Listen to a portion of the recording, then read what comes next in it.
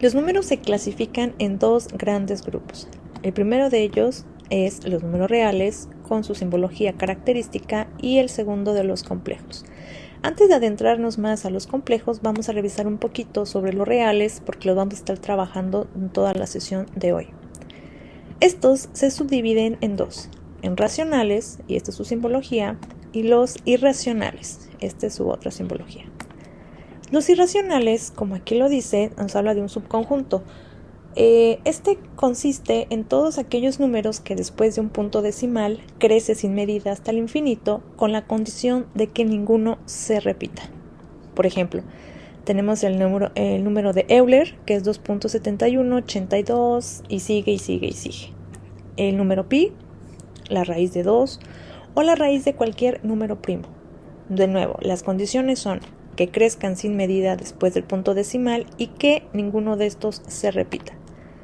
Para el caso de los racionales, nos habla de otro subconjunto en el cual se encuentra una razón, es decir, un número sobre otro, a sobre b, siempre y cuando b, que es el denominador, no sea cero, porque si ese es el caso, estaríamos trabajando indeterminaciones y estas ya no se trabajan ni en los reales ni en los complejos. Los racionales se subdividen a su vez en enteros, con su simbología, y en decimales o fraccionarios. Los enteros son los naturales, el cero y los enteros negativos. Los naturales también tienen su simbología y son todos aquellos números que inician en 1 y siguen hasta el infinito. El cero pues es el número como tal y los negativos son todos aquellos números enteros que le preceden al cero. Para los fraccionarios hay finitos, también denominados como exactos, o decimales periódicos. Los decimales exactos nos habla de una razón también, una fracción, en la cual el resultado nos da una cierta cantidad de decimales. Es finita, es exacta, no crece hacia el infinito. Por ejemplo, 5 sobre 2 nos da 2.5. Después del punto puede haber uno o más, pero simplemente no crece al infinito. Para los periódicos hay puros y hay mixtos. Los puros se trata que después del punto decimal existe una periodicidad o un patrón, es decir, uno o más números se repiten sin medida al infinito.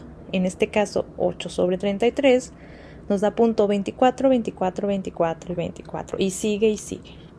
En el caso de los mixtos, como aquí tenemos 5 sobre 18, nos va a dar una expresión donde después del punto decimal hay uno o más que no se repiten, como aquí es el caso, solamente el 2 no se repite, y después de estos hay uno o más que sí lo hacen. En este caso, el que se repite solamente es el 7 y crece sin medida al infinito. Bueno, esto es el gran grupo de los reales. Hay dos condiciones bajo las cuales no existe o no pertenecen a estos reales. La primera condición pues son todas aquellas raíces que son menos 1 o negativas, indistintamente si es 1, simplemente todas las raíces negativas y todas las racionales en las cuales el denominador es 0. Y bueno, como decíamos, estas son indeterminaciones y no se pueden trabajar ni en los reales ni en los complejos, pero los que sí se pueden trabajar son las raíces negativas.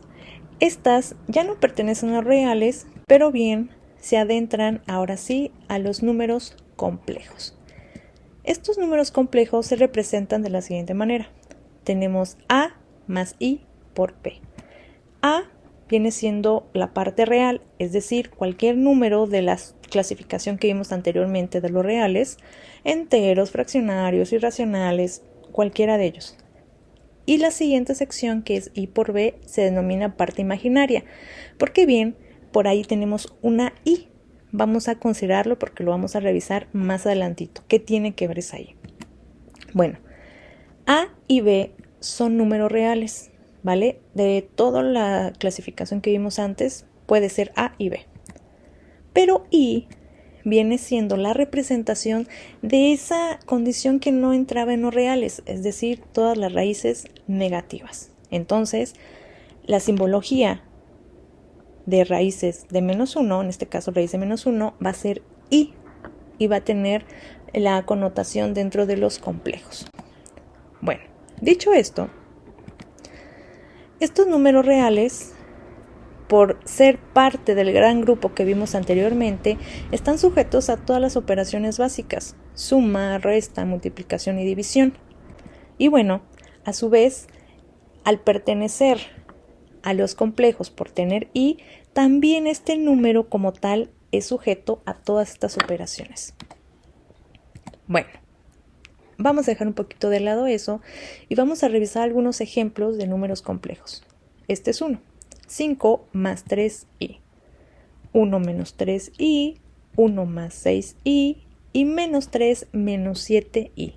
Nótese, la estructura es a, que viene siendo cualquier número real, en este caso es entero y es un 5, y b, que viene siendo 3 en este número complejo. En el siguiente, a viene siendo 1 y b viene siendo 6. En el tercer ejemplo, 1 es a y b viene siendo menos 3. Acuérdense que del grupo que vimos hay positivos, negativos, fraccionarios, entre otros. En el último ejemplo tenemos a, que viene siendo menos 3, y b, que viene siendo menos 7.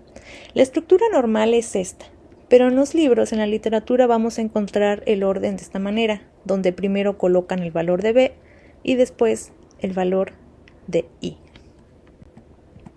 Bueno, antes de seguir vamos a hacer una pequeña trivia. Considerando la estructura básica de los números complejos, de los siguientes ejemplos, ¿sí se considera que son parte de este gran grupo complejo? Menos 3i es número complejo y 2 podría ser número complejo. Pues vamos a pensarlo un poquito y lo revisamos en la siguiente sesión.